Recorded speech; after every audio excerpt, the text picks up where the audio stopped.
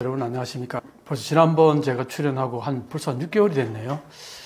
최근에 또 일본의 여러 가지 이슈들이 많습니다. 한국의 대통령 선거에 대한 인식과 그 다음에 최근에 또 대지진 문제로 아주 시끄럽죠. 오늘 이런 여러 가지 다양한 주제를 갖고 여러분들도 찾아뵙겠습니다. 일본 대지진에 대해서는요, 두 가지로 우리가 나눠서 이제 볼 수 있는데, 하나는 지금 여기서 보듯이요, 그죠? 이 만화예요. 내가 본 미래. 이게 완전판이라고 최근에 2021년도에 이게 출판됐어요.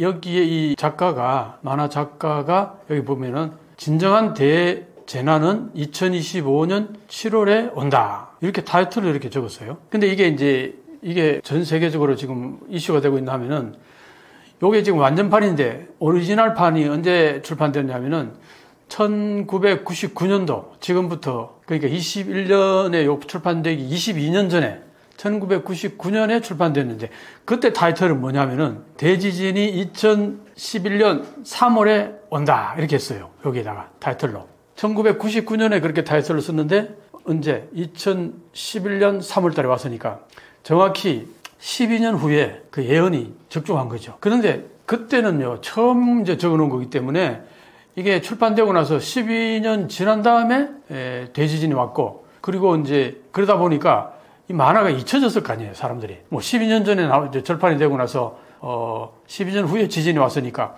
그 타이틀하고 작가도 본인도 까마득히 잊고 있었는데, 조금 있다가 저쪽에서 SNS에서 그때 이 만화에서 얘기했던 그게 적중했다 이러면서 이제 그게 회자가 되기 시작한 거예요. 시간이 조금씩 지나면서 이 작가한테 연락이 온 거예요. 조카들이 이제 SNS도 하고, 근데 이분은 지금 70살이에요. 할머니세요. 그러다 보니까 이제 SNS도 안 하고, 그 휴대폰도 거의 안 쓰고, 컴퓨터 같은 거 별로 안 다루고 이러니까 자기는 전혀 몰랐는데, 조카한테서 연락이 오고, 저쪽 아는 사람한테 연락이 온 거예요.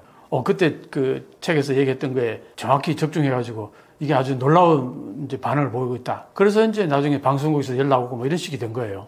그랬는데, 그게 맞았으니까 이제 그때 난리가 났었죠. 그러다가 이 사람이 또 이제 절판을 하고 나서 한참 지났죠. 그리고 2021년도에 이제 이 책을 썼는데, 그때도 이제 여러 가지로, 꿈도 꾸고 뭐 여러 가지 이렇게 하면서 책을 이제 내려고 그러는데, 할머니가 인터뷰한 보면요. 신기한 게 출판사하고 책을 이제 내기 위해서 다른 건 다 그림도 다 그려놓고 마지막 표지만, 작가가 뭔가 이렇게 마지막 쓸 수 있는 한마디로 페이지 수가 한 페이지 정도? 그리고 표지 정도? 이렇게 이제 작가가 나중에 이제 쓰면 되는 건데, 그날 저녁에 잠을 잤는데, 꿈에서 뭔가 이렇게 글자가 자기가 딱 떠올랐는데, 11년 3월에 대지진 온다. 이게 딱 뜨더라는 거예요. 이 할머니가 그때는 2011년, 그러니까 그때는 뭐 할머니는 아니었겠네요.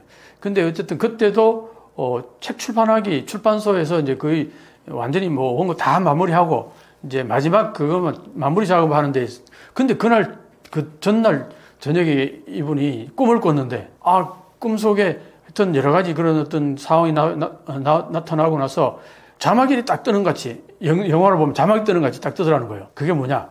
2011년 3월에 동일본 대지진에서 큰 지진이 일어난다. 이게 딱 뜬다는 거예요. 그래서 그걸 표지에다 딱 적었는데, 그게 이제 12년 후에 맞았던 거죠. 근데 이번에 이게 완전판 쓰는데도 또 그랬다는 거예요. 이것도 역시 마찬가지로 2021년도에 출판 거의 다 마무리된 상태에서 그 다음날 이거 완전히 마무리하려고 그러는데, 그 전날 또 꿈속에서 이게 나타난 거예요. 2025년 7월 5일까지 얘기했죠. 그 내용을 보면은 2025년 7월 5일 새벽 4시 18분이라까지 나와 있어요. 그때 필리핀하고 대만하고 일본 제일 남단 그쪽 그 중간점에서 바다가 솟아오르면서 해저 그 땅이 융기하면서 올라오면서 필리핀하고 일본하고 연결돼 버려요, 땅으로. 그러다 보니까 지난번에도 그렇게 맞았단 말이에요. 그래서 이제 이 책이 나오고 나서 2021년도 나왔으니까 지금 벌써 한 4년 가까이 된 거 아니에요? 그러니까 이제 올해가 이제 예견했는 그날 그 해이기도 하고 7월달 뭐 한 달도 채 안 남았으니까 이제 전 세계가 반응을 하는데, 특히 이제 아시아 국가들이 많이 반응해요. 이게 중국어로도 번역이 됐어요, 이 만화책이. 그러다 보니까 홍콩이라든가 대만이라든가 중국 쪽에서는 이 사실 웬간하면 다 알아요. 그러다 보니까 홍콩에서는 여행객이 팍 줄었어요. 거의 한 6월 이전까지는 한 50% 줄었는데 6월달, 7월달 예약이 거의 83% 줄었다는 거예요. 여행이 오는 게. 뭐, 그 전에 예약했다가도 캔슬도 하기도 하고. 그래서 뭐, 여행객 확 줄어들고.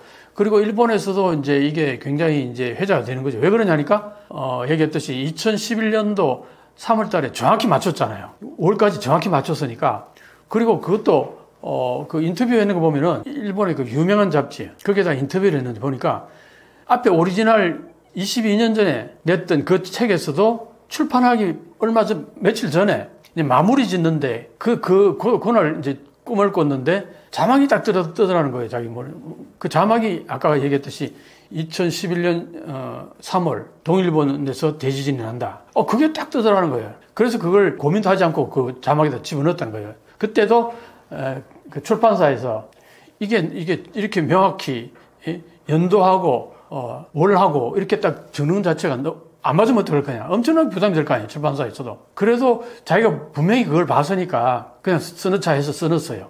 그랬는데 그게 이제 어떻게 보면은 잊혀졌잖아요. 한 20 몇 년 지나면서, 한 10 몇 년 지나면서 잊혀진 거예요. 그래서 동일본 대지진 때 사실 이게 만화에서 예언했던 것이 일반인들에게 많이 알려지지 않았기 때문에 피해가 굉장히 많았다는 거예요. 근데 이번에 이제 이 책을 내면서 또 그런 현상이 나타난 거죠. 책 출판하기 며칠 전에 꿈에서 또 자막이 딱 떴는데 보니까 2025년 7월 5일 아까 그 지역에서 엄청난 그 연기가 오면서 화산이 폭발하면서 그게 쓰나미가 밀려와서 엄청난 피해를 입히는데 그 피해 정도 규모가 동일본 대진 때 한 3배 정도 된다는 거예요. 쓰나미의 높이도 한 3배 정도 되고 엄청나잖아요. 근데 그게 이 사람이 또 그걸 고민을 했다는 거예요. 이걸 과연 써야 될까 말아야 될까. 자기 개인적인 꿈인데 이게 만약에 사회에 이렇게 쓰다가 이게 엄청난 파장을 일으킬 수 있잖아요. 그러니까 고민을 많이 했는데 자기가 곰곰이 생각해 보니까 2011년도 3월 11일 동일본 대지진 때 그때 피해를 입은 게 만약에 자기가 그걸 좀 더 강하게 어필했더라면은 자기는 그때 1999년도 그 만화에 그렇게 써놓고는 까마득히 잊고 살았다는 거예요. 자기도 2011년 3월에 그렇게 지진이 온다는 걸 잊고 있었던 거예요. 자기는 그 책에다 예언해놓고는. 왜냐하면 뭐 10년 전에 쓴 자기 책이니까 잊고 살았던 거죠. 그랬는데 그게 자기가 했던 게 맞으니까 이번에 또 그 신호가 온 거 아니에요. 그러니까 고민을 했는데 그때 피해가 너무 컸으니까 이번에는 미리 고지를 하는 게 어떤 의미에서는 준비도 하고 혹시 아니면 말고 만약에 온다 그러면 어마어마한 피해를 입히잖아요. 그러니까 고민 끝에 여기다 쓰자 이렇게 된 거예요. 그래가지고 2025년 7월에 이제 대지진이 온다 이렇게 썼어요. 그러니까 이제 세관에서는 이분이 과거에 그런 그 경험이 있잖아요. 2011년도에 그때 예언이 적중했는 그게 실적이 있기 때문에 이분이 똑같이 그런 메커니즘으로 꿈을 꾸고 여기다 썼기 때문에 상당히 신빙성 있게 받아들이는 거예요. 사회가. 물론 이제 전문가들이나 일본 정부 입장에서는 어떻게 반응하냐면은 지진이라는 것은 맨날 몇 시에 딱 일어난다 이걸 예지한다는 건 거의 불가능하다는 거예요. 현대 지질학으로 과학적으로는. 그러니까 너무 그 날짜에 정확히 이렇게 거기에 대해서 너무 신경 쓰고 그러지 마라 하고 정부나 지질학자들은 그렇게 얘기를 하는데 그렇긴 하지만 이 사람이 과거에 22년 전에 정확히 맞췄잖아요. 2011년 3월 달까지 정확히 맞추니까 그리고 지역도 정확히 맞추고 그러니까 이게 이제 소름 돋는 얘기죠. 그리고 또 하나는 이 사람만 그런 게 아니라 홍콩의 풍수지리 학자도 그 얘기를 한다는 거예요. 7월 달에 대재앙이 온다. 그러니까 그러면서 일본에 여행 가지 마라 이런 식으로 얘기한다는 거예요. 이것도 몇 개가 기술이 겹치니까 굉장히 신빙성이 높아진 거예요. 그래서 여기 보면은 그 진앙지가 어디냐 하니까 여기라는 거예요. 여기가 필리핀이고 여기가 이제 일본인데 대만이 여기 있잖아요.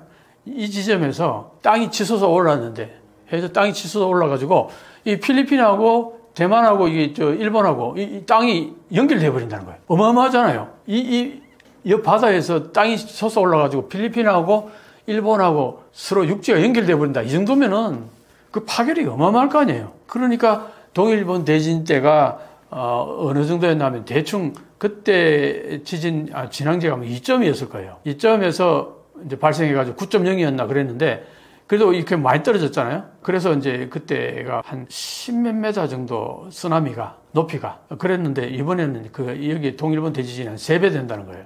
그러니까 여기에서 보면은 뭐 30m, 40m 쓰나미가 밀려오는 거겠죠. 그게 보면은 이 쓰나미의 영향력이 거의 여기를 이제 강타할 거라고 봐요. 일본 이쪽 지역을. 그래서 이제 이 부분을 이제 얘기를 하는 건데, 그래서 이렇게 이분이 예언하는 대지진이 하나 있고, 이제 그 다음에 이거는 한번 보세요. 이거는 이제 일본의 지질학자들이 하는 얘기예요. 지질학자들이 일본 주변에 플레이트가 보면은 일본은 거의 지진이 많은 지역이잖아요. 여기 보면은 이게 유라시아 플레이트라고 그래요. 플레이트라는 게 평평한 판이라는 거예요. 판. 이게 이제 유라시아 판이고, 여기 분홍색이 이게 북미판이에요. 북미 플레이트. 그 다음에 이쪽이 필리핀해 플레이트. 노란색이. 그 다음에 이게 파란색이 태평양 플레이트. 이 네 개 플레이트, 이 네 개가 서로 부딪히면서 요거 보면은 이 판이 있죠. 이 판이 이 해양 플레이트하고 이 대륙 플레이트라고 볼 수 있는데, 대륙 플레이트가 위로 올라오고요. 해양 플레이트 밑으로 내려갑니다. 이게 어떤 식이냐. 이렇게 되는 거예요. 이게 기기기기 하면 내려가면서 미는 거예요. 이렇게. 그러니까 이게 얘가 스트레스 받을 거 아니에요. 그러다가 나중에 펑 친다 이 얘기예요. 그런 과정을 보여주는 건데, 그래서 이렇게 플레이트가 이렇게 내려오고, 이쪽도 마찬가지로 이렇게 밑으로 내려가고, 여기에서 이제 이게 어느 정도 그게 이게 가득 차면은 이제 폭발하는 건데, 보면은 이 그림을 보면 정확히 알 수 있어요. 지금 이게 아까 얘기했죠. 해양 플레이트고 이게 대륙 플레이트란 말이죠. 근데 이게 해양 플레이트가 밑으로 기어 들어가요. 그럼 위에 이제 대륙 플레이트는 이게 밀려 들어가니까 여기 걸리면서 이게 스트레스 받는 거죠. 이제 힘이 축적받는다는 거죠. 압력이. 이렇게 압력이 축적되다가 밑에 그림 보면은 여기에서 고정되어 있던 어떤 부분이 이게 힘이 너무 걸리니까 결국은 튕겨 올라가는 거예요. 이게 튕겨 올라간 게 뭐냐니까 2011년 3월 11일에 있었던 동일본 대지진. 그게 9.0이었다 그랬잖아요. 그죠? 근데 그게 한 1000년 만에 온 거래요. 그러니까 일본에 1000년 만에 돌아오는 화산 활동이 1000년 주기로 오는 게 그게 지금 온 거예요. 동일본 대지진 그게 이제 시발점이 돼가지고 그걸로 인해서 일본 전체 그 플레이트에 압력이 가해진 거예요. 그래서 이게 여러 가지로 다양한 소위 말해서 분화들이 생기고 막 지진이 발생하고 그러는데 평소보다 지금이 한 5배 정도 지진이 많다는 거예요. 그게 동일본 대지진의 영향이라는 겁니다. 그래가지고 그때 동일본 대지진 때 일본의 이제 태평양 쪽 해안선이 한 5.3m 정도 이게 해양선이 더 커진 거지. 아까 이렇게 육지가 이렇게 있다가 이게 이렇게 하면서 올라온 거잖아요. 그죠? 올라오다 보니까 이 육지가 더 이렇게 뜨니까 해안선이 더 넓어진 거잖아요. 그래서 그게 5.3m 넓어졌는데 그게 이제 원위치로 가야 된다는 거예요. 원위치로 가기까지의 그 여러 가지 받아 있는 스트레스가 곳곳에서 폭발하다가 한번 빵 터지면 그게 난카이 플레이트라는 거예요. 난카이 드래프트라는 거예요. 자, 그래서 이제 보면은 여기서 보면은 이게 쌓이다 보면 스트레스 쌓이면 한번 폭발하잖아요. 그죠? 이렇게 한번 폭발하는 게 그때 1944년하고 46년도에 이때 폭발했었어요. 그러다 다시 쭉 폭발하고 나면은 이제 소위 말해서 쌓여있는 스트레스가 싹 가니까 그 다음에 이제 일본 지역 전체 지역 내에 지진은 별로 없죠. 그러다가 이제 그게 여기서 보면은 이게 진정 국면이 되는 거예요. 이때는 화산 활동이 별로 없어요. 그러다가 다시 시간이 되면은 이제 폭발을 하게 되는데 이때 여기 여러 가지 이제 잔잔한 화산 활동들이 막 지진 활동들이 계속 이제 빈번해지는 거죠. 그러다가 이제 한번 팍 터지는 건데 이게 2000년대 이제 난카이 드래프트의 거대 지진이 온다는 거예요. 이게 이제 거의 과학적인 거잖아요. 그죠? 그래서 지금 이게 난카이 드래프트 이게 지금 이걸 보면은 이게 1607년이죠. 1606년이고 그때 이 전체 여기 보면은 난카이 드래프트가 여기가 동해 지진이 있고요. 동남해 지진이고 남해 지진이에요. 이게 난카이 드래프트라는 거예요. 이게 한 세 군데로 나눠서 볼 수 있는데 이게 과거에 보면은 1600년대 그때는 이게 7점 얼마였죠. 지진이. 그때 전체가 세 개가 동시에 터졌죠. 그 다음에 1707년도 이때도 역시 세 개가 동시에 터졌어요. 근데 이제 1854년인가요? 이때는 이쪽하고 두 개 나눠졌죠. 이 동해 지진하고 동남해 지진 이 두 개가 동시에 터지고 그 다음에 이게 남해 지진이 이제 터지고 이게 나눠서 터졌다는 거예요. 이때는 그랬는데 이때 얼마입니까? 아까 1944년하고 1946년 이 2년 차이로 여기 동해 지진하고 동남해 지진하고 동시에 터졌고 그다음에 남해 지진이 또 터진 거예요. 2년 후에. 그랬는데 이번에는요. 이게 300년 주기로 이 세 개가 동시에 터지는 게 300년 주기로 온다는 거예요. 근데 이번에는 반드시 세 개가 동시에 터진다는 거예요. 통계학적으로. 그동안에 이제 뭐 지질학적으로 다 통계가 나와 있을 거 아니에요? 그래서 이번에는 반드시 세 개가 동시에 터진다는 거예요. 근데 이게 동시에 터지면은 어디쯤이냐? 이 지점에서 터지잖아요? 얼마 멀리 떨어지지도 않았어요. 그러다 이게 9.1 정도 된다는 거예요. 그럼 동일본 대지진보다도 강도가 더 센 거예요. 그래서, 통계치로 대충 얘기를 하는 데는 그 지질학자가 하는 얘기로는 동일본 대지진보다 한 10배 정도의 파괴력이 있을 거라는 거예요. 자, 그러면은 여기 이 세 개가 동시에 터지게 되면은 여기 후지산이 있어요. 후지산. 이 후지산에도 영향이 분명히 갈 거라고 보는 거예요. 지금 지질학자들이 대부분 다 후지산이 먼저 터져도 전혀 이상하지 않다. 난카이 드래프트가 지금 당장 터져도 전혀 이상하지 않다. 그렇게 얘기하거든요. 그러니까 이게 터졌다 그러면 내가 볼 때 후지산도 같이 터질 가능성이 상당히 높다고 보는 거예요. 야, 이게 보통 일이 아니죠. 자, 그런데 이 그래프를 보면요. 여기 1707년하고 1854년, 1946년 이게 지진 터진 이 그래프를 보면은 그때 1707년도에는 이게 터지면서 바다에서 땅이 위로 치솟아 올랐는데 1.8m 치솟아 올랐어요. 그 다음 1854년도에는 1.2m 치솟아 올랐고 1946년에는 1.15 올랐는데 이 그래프를 보면은 이게 정확히 이게 삼각형으로 이게 그 함수로 볼 수 있을 정도로 이 경사도를 보면은 이걸 가지고서 그 다음에 언제 몇 년도쯤에 이게 터질까 그걸 계산할 수 있다는 거예요. 이거 보면은 보세요. 이 각도로 이렇게 내려온 게 그대로 1.2m 올라갔으니까 이게 이제 윤기가 적으면은 주기가 짧아진다는 거예요. 그러니까 1.8m 했을 때는 주기가 길었죠. 한 150년 가까이 됐잖아요. 그죠? 근데 1.2m 올라갔을 때는 한 90년 정도 됐잖아요. 90년 조금 넘었죠. 근데 여기 1.15m. 그러니까 한 90년 채 안 될 거라고 보는 거예요. 그러면 1946년, 90년을 여기 더하면 얼마예요? 1935년이 되는 거예요. 그래서 2035년. 1946년에서 여기서 보면은 1.2m 치솟았을 때에 얼마 걸렸나니까 1854년에 1946년이니까 92년이죠. 92년 걸렸죠. 근데 1.15잖아요. 1.2m보다 낮잖아요. 그러니까 92년보다는 좀 더 짧을 거라고 볼 수 있다는 거예요. 그게 2035년, 여기 봐봐요. 89년이에요, 89년.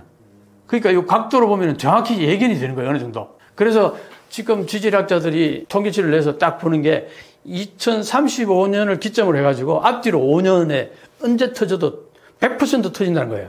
이게 놀라운 거예요. 100% 터진다. 절대 그냥 지나가지 않는다는 거예요. 그런데 언제 몇 년도 터질 거냐 봤을 때 요 주기로 보면은 2035년이 가장 예측할 수 있는 해라 이렇게 보는 거예요.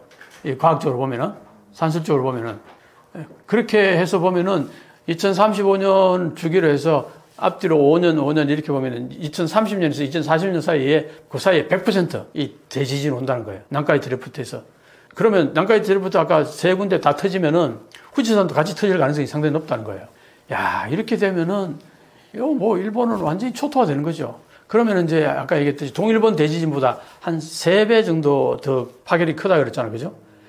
동일본 대지진 10m 넘은 쓰나미가 높은 거는 그럼 여기는 30m 넘는다는 거예요. 30에서 40m 정도 된다는 거예요. 쓰나미가. 오, 그러면은 이제 또 어떤 사람은 막 동일본 대지진 때 최고로 높았던 때가 40m라고 그런 얘기도 있었어요. 그럼 그 3배면은 100m 넘는다는 거예요. 쓰나미 높이가. 어마어마하죠. 그러면 이제 그게 어떻게 되느냐니까 일본 전역에 한번 볼까요? 다시 보면은 일본 이 지도 전체에서 이쪽 중심으로는 산맥이 높아요. 특히 여기 북알프스 이쪽에 남알프스 이래가지고 30m 넘는 산들이 쫙 있어요. 그게 굉장히 높잖아요. 그죠? 여기는. 그런데 이 태평양 쪽으로는 지대가 굉장히 낮아요. 그러니까 여기에 이제 예를 들어서 이 쓰나미가 밀려온다 그러면은 완전히 초토화 되어버린다. 그래서 일본 전역에 한 3분의 1 정도는 물이 잠겨버린다니까요. 쓰나미에. 그런데 그 3분의 1이라는 게 대부분 다 이 낮은 지대에 해안을 따라서 도시가 형성되어 있단 말이에요. 그러니까 이게 다 쓸어버린다는 거예요. 사실 남아있는 거는 결국은 이제 높은 고지대, 이것만 이제 남는다 이런 얘기니까. 그러니까 이 건물이 뭐 한 235만 채 정도가 파괴돼 버리고 사망자가 한 32만 정도. 그리고 경제적인 손실이 한 220조. 어마어마하죠? 동일본 대진 때가 한 20조 정도 손실이 나서 그런데 이제 쓰나미가 밀려와가지고 순식간에 파괴되는 게 그걸로 인해서 경제적인 손실이 220조라고 본다면은 그 이후에도 10년 동안 복구도 하고 뭐 계속 그렇게 해나가야 될 거 아니에요. 그 피해를 다 새롭게 이제 복구하려면은 사회 뭐 인프라가 다 망가지고 깨지고 찢어지고 했을 거 아니에요. 그게 다 투자를 그러면 그 손실이 다 합하면 한 1,000조는 될 거라는 거예요. 1,000조 N이에요. 그 우리로 돈으로 치면 1경이 넘는 돈이야. 어마어마하죠. 그래서 이제 지질학자들도 그렇게 되면 일본 경제는 완전히 뭐 타격을 받아서 거의 삼류국가로 전락한다 이거죠. 경제적으로 보면. 근데 그게 아까 얘기했듯이 2035년도를 딱 대충 예측해가지고 앞뒤로 5년 잡으면은 그 사이에 100% 온다는 거예요. 그럼 얼마 안 남았잖아. 그죠? 그것도 있고, 요거는 이제 과학자들, 지질학자들이 주로 하는 얘기고, 아까 앞에 에이지몽은 만화책에서 얘기한 거잖아요. 그죠? 두 가지가 좀 다르죠. 걔네는. 그런데 어느 쪽이든 하나는 실현된다 그러면 아무래도 지질학자들이 하는 얘기는 그거는 이제 지금 당장 아니더라도 앞으로 5년 후에 10년 내로는 거의 100% 온다 이렇게 보는 거거든요. 그러니까 일본은 어떻게 대응해야 될까 참 암담한 거죠. 이제 일본 정부로서는 재난 방지 교육 같은 것도 계속 하는 거고, 그리고 아까 얘기했잖아요. 할머니도 거기에 만화 표지에다가 그렇게 날짜를 박아 넣은 이유가 경계심을 가지라고. 그때 안 오면 더 좋겠지만 내 꿈에서 지난번에도 그렇게 예지몽이 왔을 때 일어났지 않느냐. 이번에도 너무나 명확하게 자기 예지몽에 나타났기 때문에 이거는 경계심을 강화시키기 위해서라도 이거는 꼭 필요하겠다 해서 만화책에다가 실었단 말이에요. 그랬는데 이제 그걸로 인해서 근데 사실 일본 국민들은 지진이 많다 보니까 일본 정부 입장에서는 소위 말해 재난 교육 같은 거는 잘 돼 있어요. 오랫동안 역사 속에 일본은 항상 지진이 있으니까. 그러면 지진이 이제 발생했을 때 구체적으로 어떻게 피하고 그 다음에 뭘 준비하고 어디로 피난처를 마련해 놓고 미리 이런 것들은 교육은 잘 되어 있을 거라고요. 그렇긴 한데 이제 예를 들어서 만화책에는 분명히 올해 7월 5일 새벽 4시 18분에 쓰나미가 밀려온다. 터진다. 폭발한다. 그렇게 얘기했단 말이에요. 그러면은 그 시간에 맞춰 미리 예고하면 그날에 예를 들어서 고지대로 가서 잔다든가 그날은 다른 데 가서 뭐 홋카이도로 가 있다든가 이렇게 하면은 일단은 그날 무슨 일이 있어도 일단 목숨 건질 거 아니야. 그게 이제 이 할머니가 그렇게 예견했기 때문에 가능한 거잖아요. 그러니까 그런 의미에서 보면은 이거는 하나의 그 예지몽으로서는 상당히 의미 있는 얘기인 거죠. 그렇긴 한데 그거는 과학자들이나 일본 정부 입장에서는 그렇게 날짜를 정확히 딱 예지할 수 있는 상황은 아니다. 그게 너무 염려하거나 너무 휘둘리지는 마라. 어디까지나 하나의 참고 사항으로서 그렇게 받아들였으면 좋겠다. 일본 정부는 그렇게 얘기하죠. 지질학자들도 그렇게 얘기하고 그렇게 지금 흘러가고 있는데 이 그래프를 한번 보면은 이 그래프는 이제 이게 후지산이잖아요. 그죠? 후지산이 분출했을 경우에 사실은 지금 후지산이 분출한 게 100년이 넘었다 그래요. 그러면 이제 이게 100년 주기로 터지는데 지금 주기보다 조금 더 벌써 터졌어야 되는데 아직도 안 터지고 있다는 것은 이게 응축된 에너지가 더 많아진다는 거예요. 그래서 이번에 폭발하면 지난번 폭발보다 훨씬 더 강력할 거다 이런 얘기를 하는 거예요. 그래서 한번 보세요. 여기에서 분화가 터지면 이 색깔이 화산재가 엄청 쌓인다는 얘기거든요.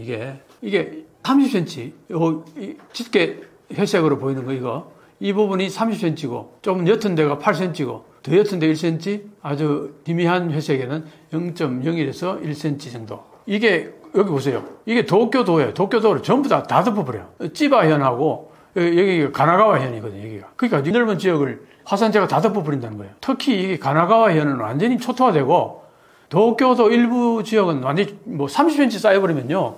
아예 차도 못 다니고 아무것도 정전 다 되고 뭐 거기 사람 못 사는 거죠. 그래서 그 이때 분화되는 그 분출되는 화산재가 도쿄돔을 그 가득 채우는 한 350개 정도 가득 채우는 양이라는 거예요. 어마어마하죠. 그걸 이제 만약에 화산이 터져가지고 이게 이렇게 다 깔려버리면은 저거 복구하는데 진짜 예산도 많이 들 테고 에너지 엄청나게 들 거예요. 그리고 기능 마비됐던 거 그거 어떻게 다 복구하는데 엄청난 이제 시간과 에너지와 자금이 들 거라고요. 그렇게 보면은 지금 일본에서는 이 거대 지진이 한번 왔을 때 난카이 드래프트에서 거대 지진이 온다 그러면 후지산도 터질 가능성이 상당히 높다. 그러면 뭐 일본은 진짜 완전히 가라앉는 거나 마찬가지예요. 일본 망했다. 폭삭 망했다. 뭐 그 얘기가 하나도 틀린 얘기가 아니죠.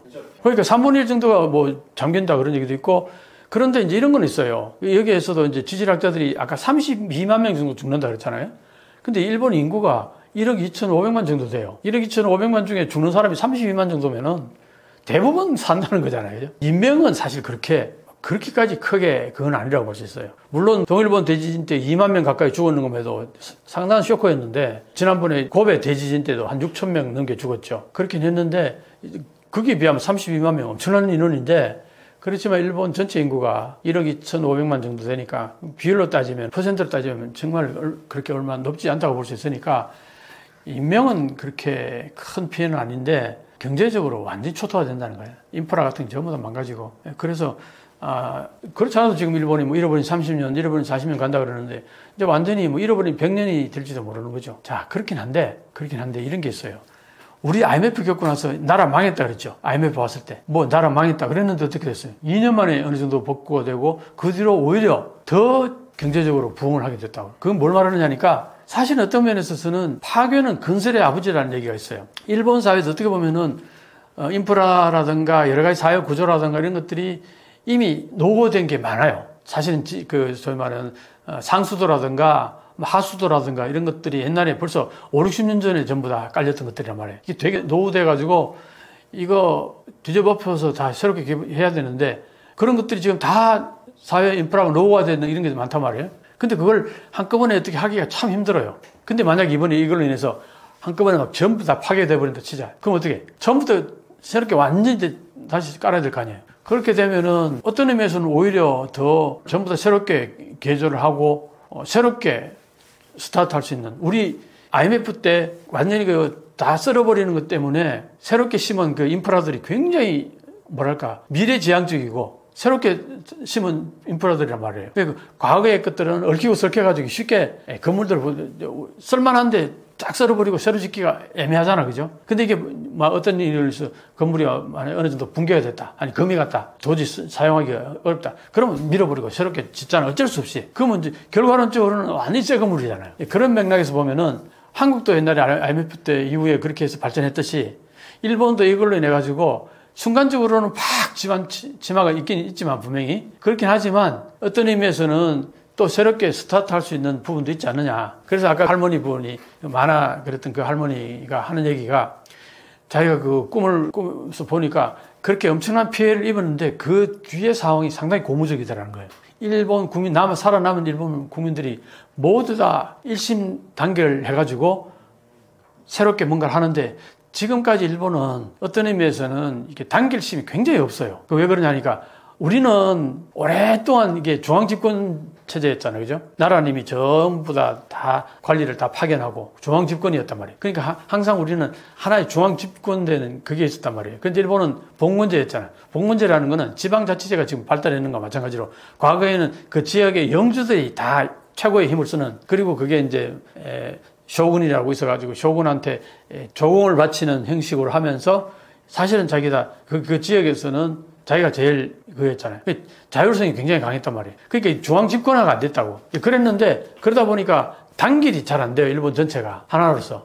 그랬는데 그래서 일본 사회학자들 그런 얘기 많이 해요. 일본도 한번 대재난을 한번 당하거나 어떤 외부로부터 침략을 당해가지고 한번 민족으로서 엄청난 고난을 당하거나 그런 어떤 그 역사적인 그런 하나의 사실이 있어야지 일본 국민들이 단결할 수 있는데 그 운명 공동체라는 의식이 생성될 수 있는데 일본에 그런 게 없었다는 거예요. 내부로부터 침략받은 적이 한 번도 없었고 항상 내부끼리 싸움이 있었지. 그러니까 이제 내부가 단결이 잘 안 된다는 거예요. 그런 의미에서는 이번 이 지진으로 인해서 일본에 엄청난 재난이 닥친 거 아니에요. 그럼 일본 국민들 입장에서는 이걸 어떻게든 극복해야 되겠다는 그런 어떤 의지가 생긴다는 거예요. 그래서 살아남은 그 일본인들이 일심동체로 협심 단결해가지고 뭔가 새롭게 일본을 갖고 나가려고 하는 그런 의지가 샘솟는다. 그런 의미에서는 불행 중 다행으로 긍정적인 측면도 있다. 이렇게 이제 만화책에 썼다는 거예요. 그러니까 일본에게 있어서는 엄청난 하나의 그 역사적인 경험이 되긴 하겠지만, 어쨌든 이걸로 인해서 뭐 일본이 완전히 지구상에서 사라지거나 완전히 망해버리거나 뭐 그런 건 아니다. 이런 얘기죠. 방금 이 그림들 다 그리면서 설명했던 분이 이분이에요. 교토대학 명예교수인데 가마다 히로키라는 교수가 지진에 대해서 아주 권위 있는 학자인데 이 학자가 그런 얘기를 했어요. 아까 2035년을 경계해가지고 앞뒤로 5년 정도 해가지고 이때 100% 온다는 거예요. 지금까지는 뭐 여기에서 뭐 70%, 80% 확률을 뭐 또 이번에는 80% 확률을 이렇게 이제 정부가 발표하고 이러는데 그렇게 하면은 100%가 아니기 때문에 경계심이 더 떨어진다 이런 얘기예요. 근데 그게 아니라 아까 그림 보면 그 주기적으로 다 보면 알 수 있듯이 계산이 명확히 나온다는 거예요. 100% 온다는 거예요. 그래야지 그게 대비할 거 아니냐, 이거. 100%라는 단어를 썼어요, 이 사람은. 다만, 스팸이 좀 이렇게 설정이 되는 거죠. 2035년 앞뒤로 5년 해가지고 10년 그 사이에 100% 온다. 이렇게. 그 100%를 얘기해야 일본 국민들이 와닿는다는 얘기예요. 그런 의미에서 이 사람이 그 얘기를 강력하게 주장을 했어요. 그러니까 이제 일본에서 바로 옆 나라에서 이렇게 거대한 지진이 발생해서 일본이 거의 막 그 폭삭 망할 정도로 이렇게 엄청난 재난이 발생했는데 바로 옆에 있는, 물론 뭐 바다를 끼고 옆에 떨어지긴 하지만 바로 옆에 있는 우리나라에게 영향이 과연 없겠느냐. 이제 그런 얘기가 당연히 나오죠. 당연히 나오는데 여기 한번 보시면은, 그림을 한번 보면은, 이게 아까 그 할머니가 예언한 그 지점이잖아요. 그죠? 여기에서 만약에 벌어졌다 하더라도 이 쓰나미가 밀려오면은 이렇게 밀려올 거예요. 이렇게 밀려오면은 결국은 여기까지 분명히 영향이 오겠죠. 이렇게 영향이 올 겁니다. 오긴 오는데, 그런데 아마 에너지는 많이 떨어져서 올 거예요. 그리고 아마 한국에서는 충분히 대피가 되겠죠. 여기까지 오는데 시간이 많이 걸릴 테니까. 여기서 터졌다. 그러면 이제 막 경계심 울리고 하면서 재난 메시지도 다 오고 하면 금방 이제 한국에서는 대비가 될 거라고요. 그래서 쓰나미에 대한 피해액은 물론 뭐 여기 어느 정도 쫙 잠기는 정도는 있을지 몰라도 그렇게 크게 많이 영향을 미치지는 않을 거라고 보는데, 다만南海트래프트에서 아까 말한 9.1 정도의 지진이 일어난다. 지질학자들이 얘기하는 한대로 그렇게 됐을 경우에는 이 일본 전역이 흔들릴 거예요. 그러면 그게 분명히 한국에게도 영향이 올 거라고 봐요. 그러면 지난번에 동일본 대지진 때 이게 터지면서 이 일본의 해안선이 5.3m 더 태평양 쪽으로 나왔다 그랬잖아요. 이렇게 있던 바닷속에 있던 이 육지가 솟아오른 거란 말이에요. 솟아오르다 보니까 해안선이 넓어진 거잖아요. 그런 맥락에서 이때도 분명히 그렇게 퍼질 텐데, 이제 이게 흔들림이 분명히 한국 한반도에서 어느 정도 전달이 될 거라고 봐요. 그렇긴 하지만 이게 워낙 거리가 멀고 또 바다를 한 번 더 끼고 있고, 그래서 이게 직접적으로 전달되지는 않을 거라고 봅니다. 다만 그 전에 우리 경주에서도 한 5점 얼마인가 지진이 왔었잖아요. 그죠? 그걸로 보면은 그때도 분명히 일본의 지진하고 영향이 있었을 거라고 보거든요. 그렇게 본다면은 한 5.0, 뭐 5에서 6 정도의 어느 지역에서는 지진이 올 수도 있지 않겠나.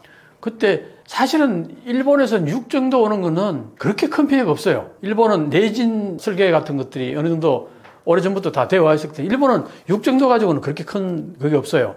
근데 한국은 그게 아니잖아. 그동안 지진이 별로 없었기 때문에 건물들 같은 것들 내진 설계라든가 이런 게, 물론 최근에 지은 건물들은 다 내진 설계를 했을 거예요, 분명히. 한 7, 8 정도까지는 대비했을 가능성이 있다고 보는데, 옛날에 지은 건물들은 그런 게 있을 리가 없잖아요. 그러니까 그런 부분들은 좀 피해가 있을 거다. 그렇긴 하지만 괴멸적인 뭐 피해를 입는다거나 이런 일은 없을 거예요, 한국은. 뭐 일본하고 비교가 안 될 정도죠.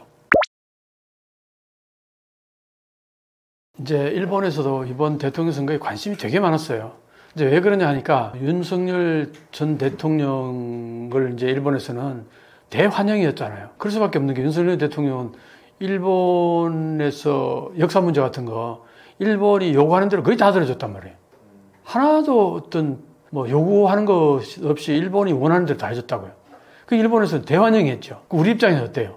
나라를 팔아먹는 외교를 했다. 거의 굴욕 외교 이런 식으로 우리를 바라보는데, 일본 입장에서는 너무나 자기들한테 좋은 대통령이었던 거예요. 자, 이게 문제가 뭐냐니까, 일본 사람들이 진짜 대체적으로요, 윤석열 대통령이 탄핵당한 거에 대해서 못마땅하게 생각해요. 탄핵에 대해서 반대한다가 야후 집회 같은 데 들어가서 보면, 물론 그 야후 집회는 약간의 그 보수적인 색채가 굉장히 강해요. 그 우익들이 그게 댓글도 많이 달고 주로 그런 이제 사람들이 많이 찾는 사이트긴 한데, 근데 야후에 보면은 그 이제 여론조사 같은 거 이제 자주 해요. 주제 달아놓고 그게 억세서 하는 사람들이 그냥 투표하는 거예요. 그러니까 이게 뭐 예를 들어서 우리 정식으로 여론조사하는 거하고는 좀 물론 다르긴 해요. 그렇긴 한데 어쨌든 큰 흐름을 한번 볼 수 있다, 이런 측면에서 그냥 한번 참고해 볼 만한데, 거기 보면은 윤석열 대통령 탄핵한 거에 대해서 80% 가까이가 반대한다 이렇게 나와 있어요. 그럼 뭐야? 한국인의 입장에서는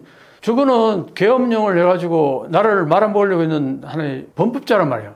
헌법을 유린하고 그렇게 우리가 인식하는 게 그게 정상인데, 거기에 대해서 일본은 전혀 그걸 이해를 못한다는 거예요. 일본 국민들 많은 사람들이. 그러니까 그런 시각에서 바라보면은 이재명 대통령은 이제 반일이냐, 이제 친일이냐, 반일이냐. 예를 들어서 윤석열 대통령 친일인 거고, 이재명 대통령 그게 보면 반일인 거예요. 그러니까 일본에서는 한국을 바라볼 때 친일이냐, 반일이냐, 그 이분법적으로 바라보는 시각이 너무나 많은 거예요. 특히 언론이나 아니면 우익들 같은 경우는 더더욱이나 그렇고. 그래서 제대로 된 분석가들은 계속 그 얘기를 해요. 한국을 친일이냐, 반일이냐, 다 이분법적으로 보는 거는 절대 안 된다. 그렇게 하면은 한국을 절대 이해 못 한다. 그렇게 얘기를 하는데, 그거는 정말 한국을 잘 아는, 한일 관계 잘 아는 전문가들이 그런 얘기를 하는 거고, 언론은 보면요, 정말 수준 낮아요. 일본 언론들 가끔 보면은. 그게 나와서, 특히 TV에 나와서 하는 것들 보면은 전문가도 아닌 그냥 일본 일반인들이 나와가지고, 소위 말해서, 뭐 스포츠 선수라든가 아니면 예능인이라든가 뭐 일반인들 수준에서 나와서, 왜냐하면은 그런 사람들이 평소에 이렇게 늘 그런 사람들이 나와서 코멘트하고 해야 일반인들하고 눈높이를 맞춘다는 거잖아요.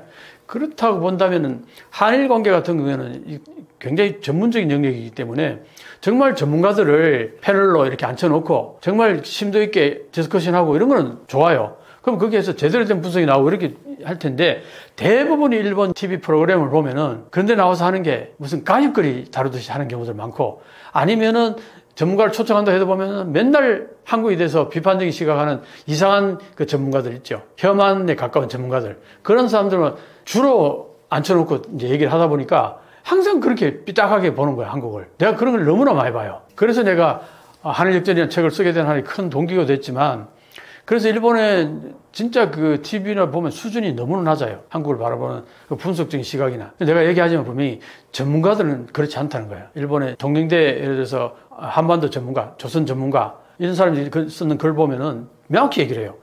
지금 이재명 대통령이나 한국의 정치를 친일이나 반일로 이분법적으로 바라보면 절대 안 된다. 그거는 한국을 바라보는 시각을 스스로가 닫아버리는 거다. 이렇게 이제 얘기를 하면서, 그리고 또 이제 일본에서는 이제 혐한이 있잖아요. 그죠? 혐한이라는 게, 당연히 이제 이재명 대통령을 반일로 이제 인식을 하게 되면은 거기서부터 이제 비난이 나올 거 아니에요. 이게 바로 혐한인 거예요. 듣고 보면은. 그게 이제 그런 혐한들이 왜 나오냐 했더니, 이제 이 사람이 그런 얘기를 하는 거예요. 혐한은 무지에서 나오는 거다. 왜냐? 아니, 한국에서 반일이라는 것은 근거가 있다는 거죠. 왜? 일본의 역사 문제에 대해서 반성을 안 하고, 그리고 친일파들의 문제 같은 게 있고, 우리는 친일파라는 건 옛날에 우리 일제시대 때 거기 부역했던 사람들 친일파라고 우리 얘기하잖아요. 그죠? 근데 그 친일파는 일본 사람들 입장에서 보면 굉장히 이게 자기들에게는 좋은 거거든. 그러니까 여기에다 포커스를 맞추고 이렇게 반응하지 않는 나머지 사람들은 좀 반일로 보는 거예요. 그게 말이 되냐고, 이게. 그래서 이제 그 전문가가 하는 얘기가, 한국의 반일, 일본에서 말하는 한국의 반일은 어느 정도 근거가 있다 이거야. 왜? 일제 36년 그 불법적인 점거, 우리는 불법적인 점거라고 분명히 얘기하잖아요. 그래서 얼마나 많은 우리 피해를 입었냐고. 거기에 대해서 일본 보수 정권은 제대로 반성을 안 했단 말이에요.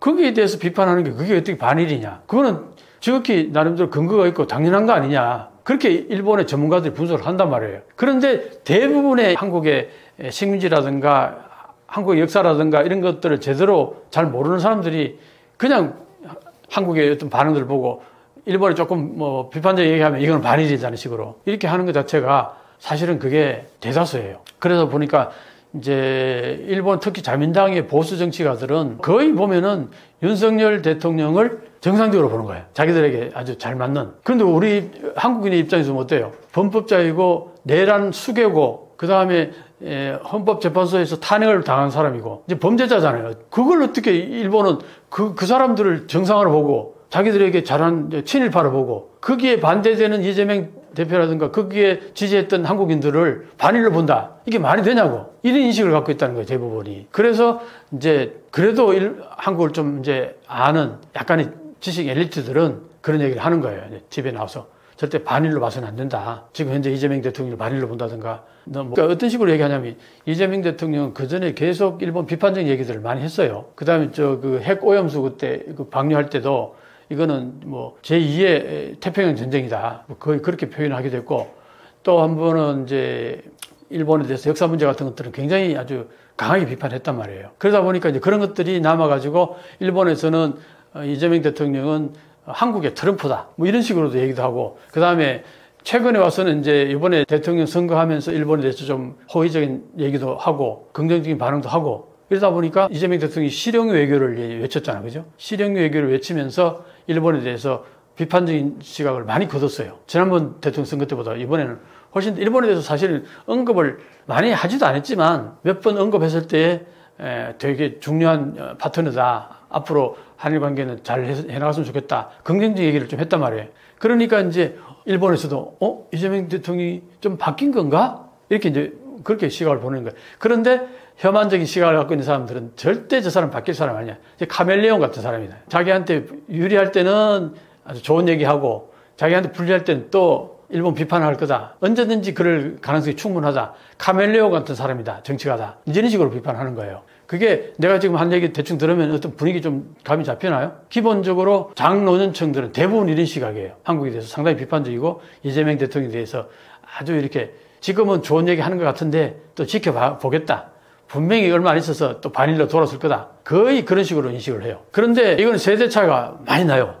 일본의 젊은 사람들은 어떠냐? 젊은 사람들은 한국에 대한 인식이 전혀 달라요. 기본적으로 젊은 사람들 중에는 혐한이 아주 드물죠.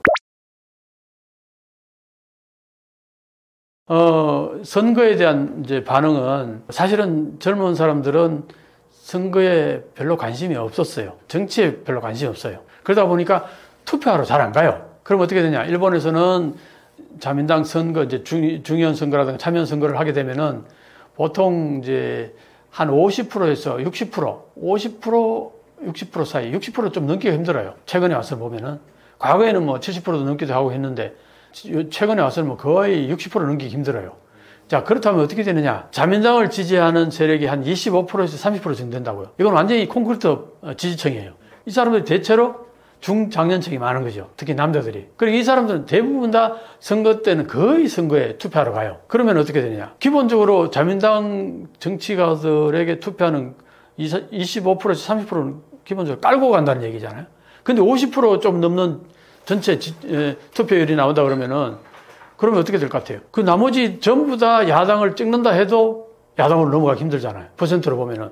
이미 자민당 지지층 한 30% 가까이 이미 기분 깔고 출발하니까 거기서 25% 더 한다 해도 55% 된다 하더라도 전부 반대하는 표가 나온다 하더라도 자민당이 더 다수가 되는 거 아니에요. 그러니까 구조적으로 보면은 선거에서 만약에 투표율이 한 50%에서 60% 사이 정도면 거의 자민당이 다수당이 되는 거예요. 그래서 이제 최근에 보면은 일본에서도 이제 여러 가지 서민들의 삶이 팍팍해지고 하니까 투표하러 가자. 투표해서 자민당을 반드시 혼내주자. 이런 데모도 나오기도 하고 사회적 분위기가 많이 바뀌었어요. 그만큼 이제 현재 일본의 서민들의 삶이 팍팍하다는 거죠. 그리고 이제 젊은 사람들에게도 그런 이제 얘기가 특히 이제 유튜브 쪽에서 그런 얘기들을 많이 해요. 젊은 사람들 지금 일본은 보면은 그 노년층들이 선거에도 작용을 많이 하고 그리고 대부분이 보면은 노년층이 아직도 중심이 돼 있단 말이에요. 자민당 정치가들 보면 60, 70대가 중심이 다 돼 있고 그러니까 정책들이 대부분 보면은 중장년층을 복지를 더 잘해주는 이런 정책들이 대부분이란 말이에요. 그러니까 이제 젊은이들이 불만이 있을 거 아니에요, 당연히. 왜 너희들이 투표 안 가느냐? 투표 안 가니까 그런 결과가 나오는 거 아니냐? 그래서 앞으로 투표를 가지. 이번에 6일, 7일 정도 아마 7월 초에 아마 참여연 선거가 있을 거예요. 그러면 이제 이번에 가서 자민당 혼내주자 이런 이제 데모도 막 전국적으로 번져나가고 이런 게 있다고요. 그래서 이제 분명히 선거에 그 세대차가 분명히 나는데 젊은 세대들은 사실은 일본에도 젊은 세대가 아베 총리 때는요, 아베가 울트라 우익이었다고 이제 한국에서는 보는데 정말 우익적인 인사였단 말이죠. 그랬는데 의외로 20대, 10대, 20대들이 아베 총리 지지자들이 굉장히 많았어요. 그래서 어떻게 일본의 젊은이들 보수적이냐 이렇게 이제 분석이 되고 있는데, 근데 이제 아베 총리가 죽고 나서 일본 자민당에서도 여러 가지 변화가 생겼고, 이번에 이시바 시게루 총리는 자민당 내에서도 상당히 진보 내지는 좌파에 가까우거든요. 이제 이 사람이 지금 총리를 하고 있잖아요, 그죠? 그러니까 어쨌든 일본에 여러 가지 변화가 지금 발생하고 있는 건데 앞으로 선거가 어떻게 될지는 한번 지켜봐야겠죠. 지금 아까 얘기했듯이 이제 이시바 시게루 총리는 자민당 내에서는 상당히 진보적인 생각을 가지고 있었고, 어떤 의미에서는 한국의 국민의힘 당의 유승민 전 의원 알죠? 한국 사람들 대충 유승민 전 의원 알 거예요. 그 이시바 시게루 총리가 자민당 내에서는 그런 위치였어요. 그러니까 자민당의 소위 말하는 보수 정치가들, 아베를 지지했던 모든 정치가들은 이시바 시게루를 그 국민의힘 국회의원들이 유승민 전 의원을 바라보던 시각으로 바라봤다니까요. 근데 지금 유승민 의원은 한국에서는 뭔가 대통령이 되거나 국민의힘에서 뭔가 당대표가 되거나 이럴 가능성이 별로 없는데, 일본에서는 정말 가능성이 거의 없다고 했던 이시바 시게루 총리가 된 거예요.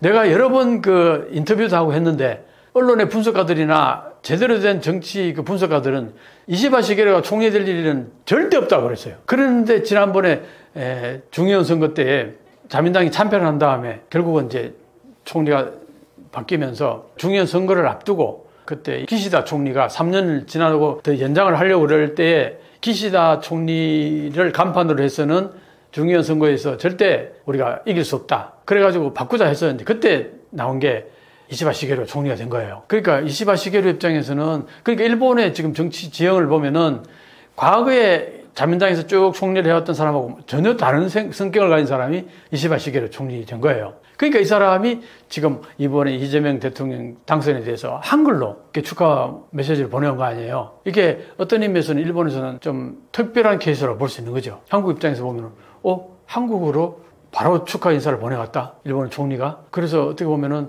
일본의 정치가 한국에 상당히 호의를 갖고 있네. 현재 정권은 그럴 수도 있어요. 이시바 시게루 총리는 어떤 얘기까지 했냐면은, 자기도 어쨌든 일본 자민당 내에서 보면은 약간 진보에 가깝고 중도 좌파일 수가 있어요, 이시바 시게루가. 그런 의미에서 이재명 대통령도 한국에서 중도 좌파에 가까우니까 내하고는 잘 맞을 거다, 이런 얘기를 했어요. 그런 얘기까지 이제 했으니까 사실은 자민당에서 지금 이시바 시게루가 계속 승리를 하는 한 어느 정도 약간은 좀 기대를 해볼 만해요. 이재명 대통령하고 뭔가 앞으로 잘 해나가자 해서 사실은 이시바 시게루는 역사 문제에 대해서도 상당히 좀 진보적인 생각을 갖고 있어요. 그게 물론 이제 자민당 내에 보수 그 소위 말하는 자민당 국회의원들 때문에 이시바 시게루가 자기가 생각하는 대로 역사 문제를 그대로 얘기했다가는 자민당 내에서 흔들릴 가능성이 있으니까 좀 보수적인 색깔을 가지고 얘기할 수는 있겠지만, 본질적으로는 이시바 시게루 총리가 한국의 역사 문제에 대해서 상당히 진보적인 생각을 갖고 있어요. 그래서 이제 그게 만약에 자기 색깔을 그대로 이제 발현해서 이재명 대통령하고 그렇게 대화가 되고 역사 문제 같은 것들도 그렇게 헤쳐나갈 수 있다 그러면은 상당히 긍정적이라고 보는 거죠.